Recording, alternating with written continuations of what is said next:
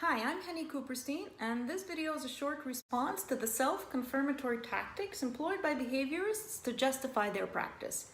In my recent paper, it is discussed that 1. An autism diagnosis comes from a parent who fills out a questionnaire about their child's behavior, and 2. The evidence for effectiveness of ABA comes from the behaviorists themselves. So if the parent can purchase or create an autism diagnosis, and I know this as a parent myself, and the behaviorists can fabricate an effectiveness, then I can use the survey as an instrument to check for symptoms, and to check for effectiveness, and to check for parent satisfaction.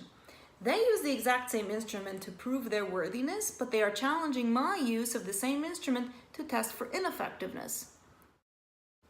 Let's take a step back and look at how other industries use the same tactics. It's well documented that the tobacco industry funded and used scientific studies to undermine evidence linked to secondhand smoking and cardiovascular disease. So these tobacco company funded studies were conducted specifically to support the development of reduced harm cigarettes.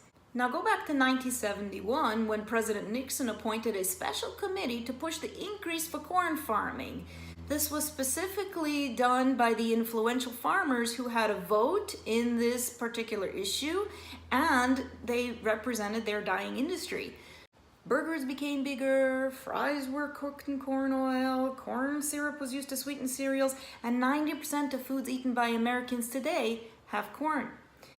And if you look at the government initiative that sponsored research, what they did was insist that corn does not contribute to obesity. And they went out of the way to refute the effectiveness of low-carb, high-fat diets. Some studies even suggested that such diets were directly linked to the increase of heart disease. Autistic people and autistic parents should be advised to keep the faith alive. You are not going to be hurt for much longer. Trust your intuition, follow your heart, and do right by your child. When you stand up to so-called professionals who say you must listen to them and to prevent lifelong disability and dependency, check with yourself if those are outcomes that you are aligned with. Do you wish for your child to be normalized and be made indistinguishable from his peers by subjecting him to an intervention that was used for conversion therapy and to support the practice of pray the gay away? Behaviorism is no longer allowed for animals. It's unethical to train animals with rewards and punishments for scientific exploration. Know the facts and stick to your guns.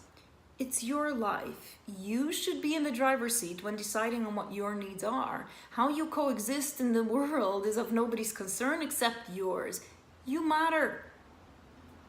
And to all other ethical researchers out there, here is a call for you to propose research to demonstrate effectiveness of your work. However, when using the voice of the people you claim to help, you need to justify why you're excluding the voice of the people who you regard as incapable of providing informed consent or owning their own narrative in whichever way they relay it.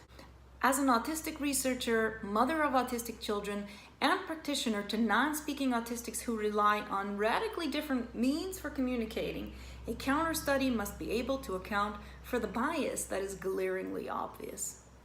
Thank you for listening and sharing. You can click below to subscribe to my channel and be updated on my work.